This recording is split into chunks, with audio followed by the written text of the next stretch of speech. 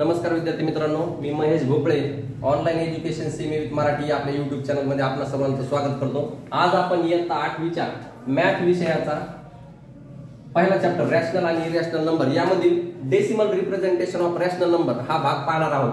तर मित्रांनो, आपल्याला थोडक्यात सांगायचं म्हणजे हा जो रॅशनल नंबर आहे त्याला पॉइंट मध्ये लिहायचं आहे। डेसिमल म्हणजे आपण काय म्हणतो त्याला सोप्या भाषेमध्ये पॉइंट म्हणतो।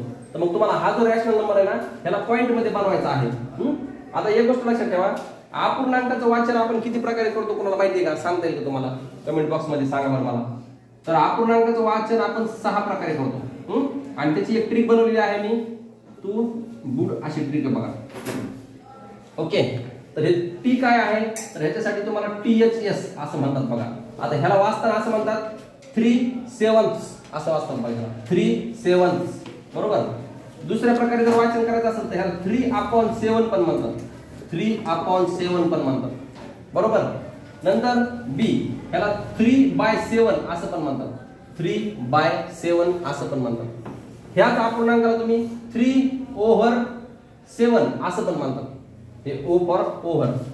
नंतर ह्याच फ्रॅक्शनला आणखी 3/8 पण म्हणता तुम्ही, 3/6 असं म्हणतात, 3/7 असं पण याचं वाचन करू शकता। आणि आणखीन एक प्रकार आहे 3/बाय, काय आहे? 3/बाय। ओके, म्हणजे ह्या रॅशनल नंबरला किंवा फ्रॅक्शनला तुम्ही 6 प्रकारे वाचन करू शकता। याचं 6 टाइप्स मध्ये तुम्ही ह्याचं रीडिंग करू शकता। मग ह्या रीडिंग मधलाच एक पॉइंट तुम्हाला इथं कामाला आहे बघा, डिवायडेड बाय। हा पॉइंट तुम्हाला इथं वापरायचा आहे। आता मला सांग बरं, जर मी तुम्हाला असं बोललो की 3/7 तुम्ही कसं लिहिणार? तुम्ही लिहिणार 3/7 मग झाला। आता हा भागाकार केला की तुमचं डेसिमल रिप्रेझेंटेशन येणार आहे। आपण चला 7 ने 3 ला भागू।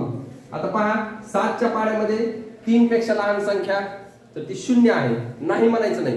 पहा, आपल्याला जनरली आपण छोटा असताना असं सांगितलं जातं की छोट्या संख्येला भाग जात नाही, बरोबर ना?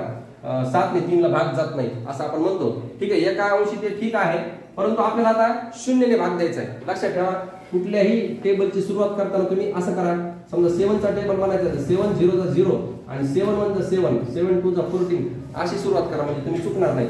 आता 7 ने 3 ला डिवाइड करायचे तर 7 च्या टेबल मध्ये 3 पेक्षा लहान संख्या आहे 0, मग 7 0 चा 0 आणि मग ह्याचं जर सबट्रॅक्शन केलं तर आलं 3।